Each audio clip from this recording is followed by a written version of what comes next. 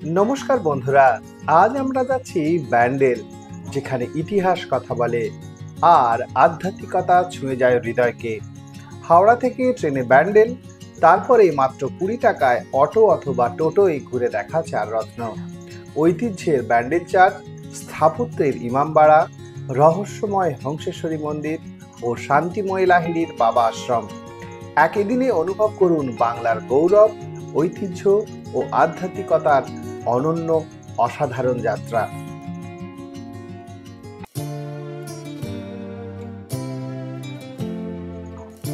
এই হচ্ছে ব্যান্ডেল চার্চ, যার পূর্ণ নাম বেসিলিকা অফ দ্য হোলি রোজারি।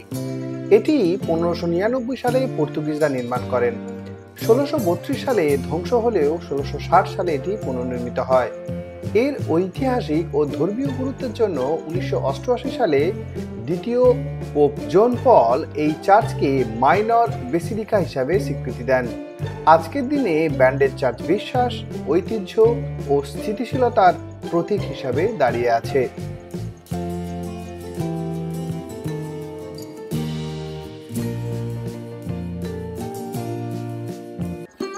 এই হচ্ছে হংসেশ্বরী মন্দির, যেটি রাজা নৃসিংহদেব রায় 1801 সালে নির্মাণ কার্য শুরু করেন, যা তার স্ত্রী রানী শঙ্করা দেবী 1814 সালে সম্পূর্ণ করেন।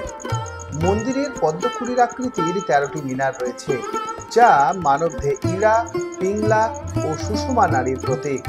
মন্দিরের ভিতরে কালো পাথরের তৈরি শিবলিঙ্গে দেবী হংসেশ্বরী রূপে বিরাজমান।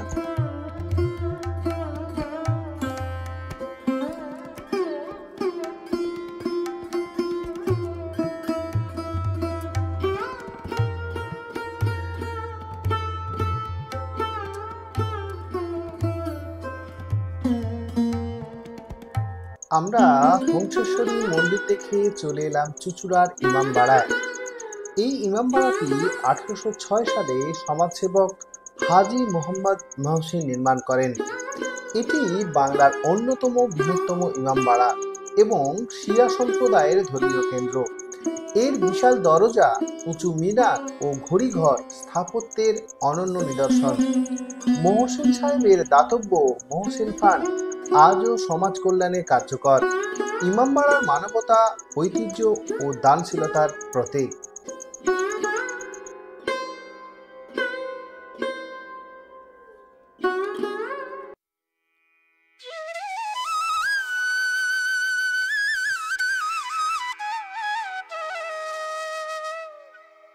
লাহিড়ী বাবা আশ্রম মহান যোগী ও আধ্যাত্মিক সাধক লাহিড়ী মহাশয়ের স্মৃতি বিজড়িত স্থান। তার আসল নাম ছিল শ্রী শ্যামাচরণ লাহিড়ী। জন্ম 1828 সালে বেনারসে। তিনি ছিলেন একজন সাধারণ গৃহস্থ যোগী, যিনি ক্রিয়াযোগের সাধনার মাধ্যমে আত্ম উপলব্ধি ও ভগবত সাক্ষাতের পথ দেখিয়েছিলেন।